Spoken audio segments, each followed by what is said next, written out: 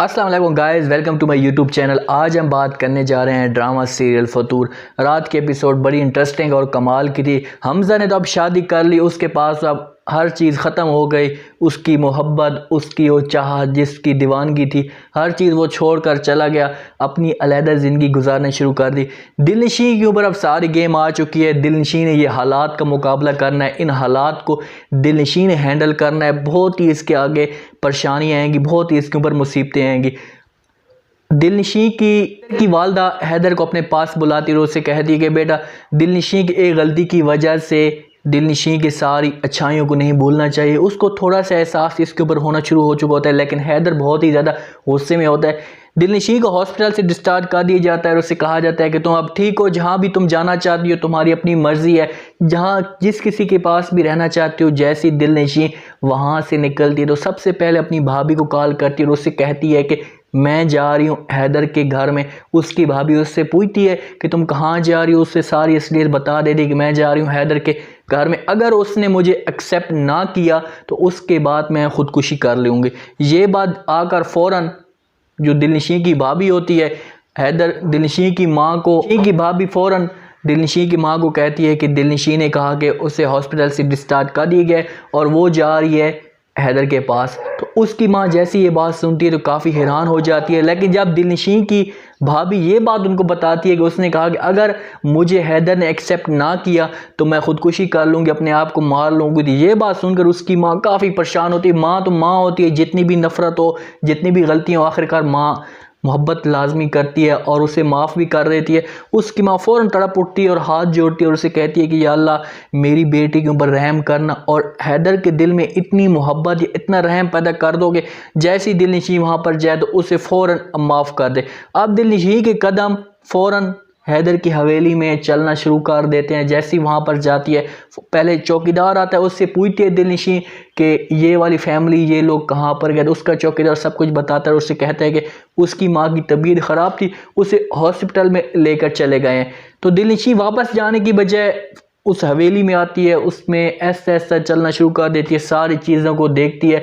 उसकी आंखों में आंसू भी आना शुरू हो जाते हैं। जैसी सीढ़ियों के ऊपर चलती है तो पहले उसकी एक तस्वीर नज़र आती है जो उसकी दिलनशी की जो सास है उसने लगाई थी। उसे देखकर एक रोना शुरू कर देती है, वहाँ पर बैठ जाती है, उसे सारी यादें आना शुरू कर देती है।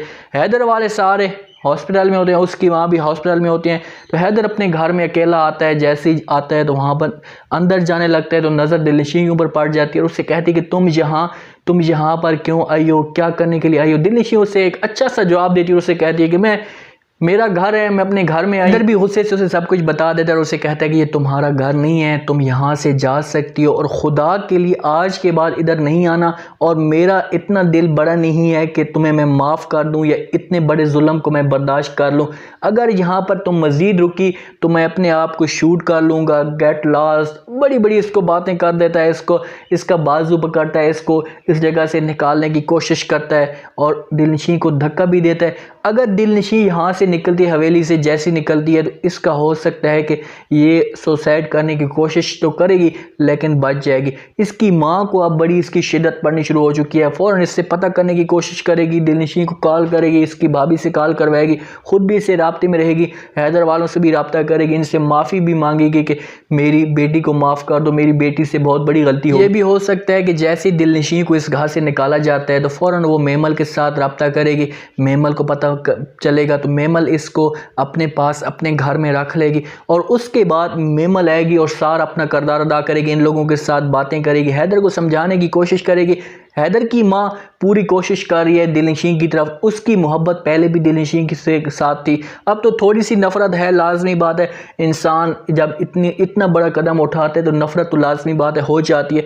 लेकिन वो अब ये भी कहना शुरू कर चुकी है कि यार, दिलनशी की एक ही गलती हुई है, उसकी सारी असलियतें, इस घर को उसने रौनक बनाया, इस घर को उसने इतना अच्छा बनाया, तो हमें उसे माफ़ कर देना चाहिए।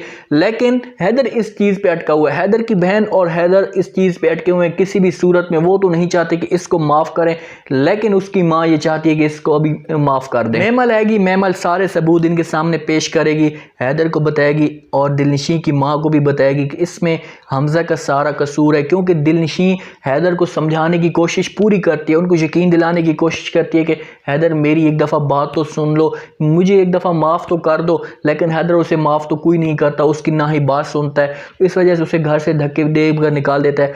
अगर हैदर दिलनशी की बात सुन सकता तो हो सकता है कि हालात तब्दील हो जाते, इस वजह से उसकी बात नहीं, इस वजह से इसको थोड़ा सा ड्रामे के इस वजह घुमाया जा रहा है कि मेमल है, मेमल की ये बात सुने, मेमल इनको समझाने की कोशिश करे और मेमल की बातों पे यकीन करें कि यार वाकई दिलनशी की गलती है। हमज़ा भी अब थोड़ा बहुत इसमें किरदार अदा करेगा। नफ़रत, उसने धोखा तो बहुत बड़ा धोखा दिया, मेरे ख्याल में कि इतना धोखा कोई भी बर्दाश्त नहीं कर सकता। लेकिन अब हमज़ा की बारी है कि वो भी आ सकता है और वो भी अपना किरदार अदा कर सकता है। वो इनको यकीन दिलाने की कोशिश करेगा कि यार इसमें दिलनशी का कोई भी कसूर नहीं है, मैंने उसे अपनी गाड़ी में बैठाया, मैंने ये सारा कुछ किया अपना बदला लेने के लिए, मुझे तो वो मना करती रही लेकिन मैंने उनकी किसी भी बात पर यकीन नहीं किया। अगर दिलनशी को हैदर अपनी हवेली से, अपने घर से निकालता है धक्के देकर, तो क्या दिलनशी की जो सास है वो वहाँ पर मौके पे आ जाती है?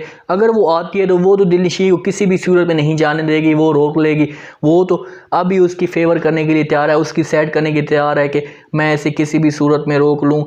दिलनशी एक दफ़ा इनके सामने अपनी सारी असलियत, हैदर की माँ को सारी असलियत जाकर बता दे तो हालात तब्दील हो सकते हैं। ये छोटा सा रिव्यू, छोटा सा प्रोमो आप लोगों को पसंद है, आपने कमेंट सेक्शन में अपनी राय लाजमी देनी और बताना है कि क्या दिलनशी को हैदर हमेशा के लिए इस घर से धक्के देकर निकालेगा?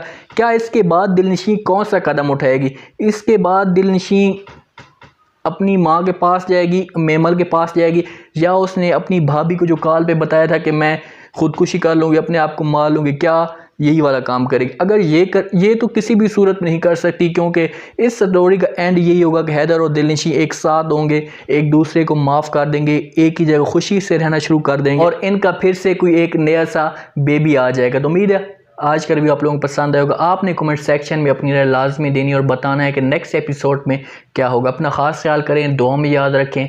मुझे दीजिए इजाज़त। अल्लाह हाफिज़।